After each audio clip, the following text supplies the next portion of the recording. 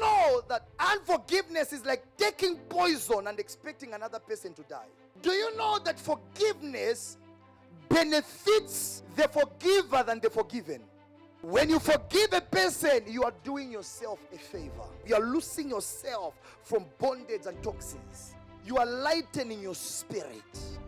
So a person can hate you today, can do something wrong to you, and they move on, while as you remain in pain and closed up because of what they did to you. So you might be here waiting for somebody to go through some certain problems and wishing them bad, yet God had already forgiven them and that person has moved on. So you're the only one that is in bondage now. So unforgiveness is self-bondage.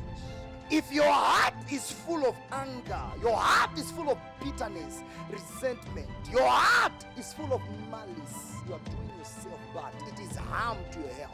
People today die because of depression. They are depressed because the person who offended them is getting blessed whilst they're still on the same spot. And they are there hating on that person, wishing bad that person. And maybe that person has already made peace before God, and God has forgiven them. So at the end of the day, it is you that is affected by unforgiveness. When Nelson Mandela was released from the prison, he was about to leave Robben Island. He says, I stand before the door of my freedom, but I realized that if I do not leave my pain, my anger, and my bitterness, even if I step out, I'll still be in the prison despite being free.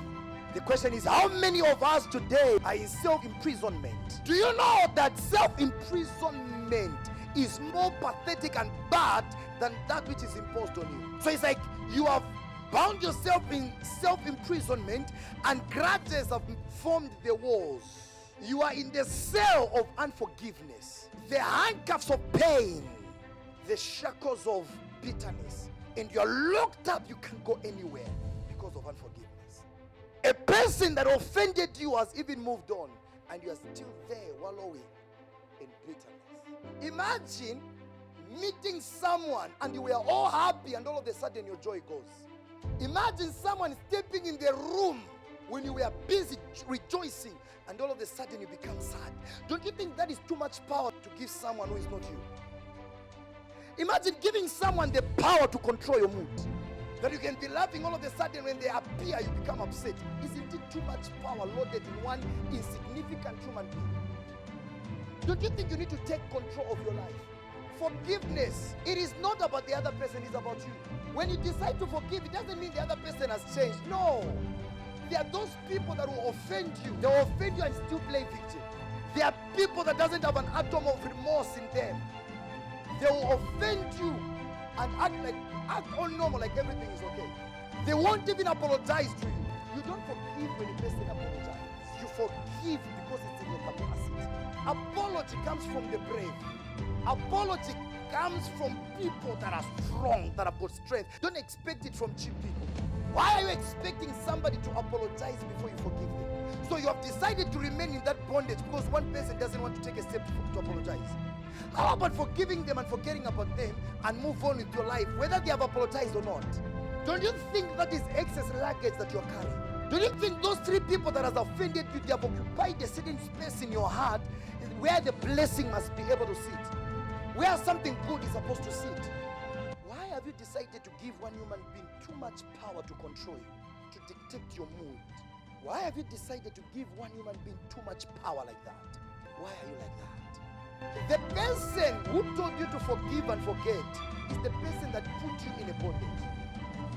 Whoever told you to forgive and forget, that person locked you up in an everlasting bondage. The truth is that forgiveness is not memory loss. Forgiveness is memory without revenge. Remembering what a person did to you and yet you don't wish them any bad. You don't plan to hate them. You don't plan to avenge them. That is forgiveness. When you get to a place where you can remember what they did to you, how it hurt you, and yet you still wish them well, then that is forgiveness. Forgiveness is not memory loss. You are never going to forget certain things that certain individuals did unto you. But when you remember and it doesn't hurt you, when you remember and yet you don't plan to revenge, when you remember it doesn't control your mood, then that is forgiveness we're talking about. How many are willing today to live a free life? Because that unforgiveness, that anger, has affected you in so many ways. Where you are seated there, you are locked up. The blessings of God cannot flow inside of you because of what one person did to you. Why should you have a sister that wronged you and you can't forgive her? When we look at it critically, there are many people that you have wronged and yet they are forgiven you. How many people did you offend who has forgiven you? Why then do you want to hold that grudge against that sister?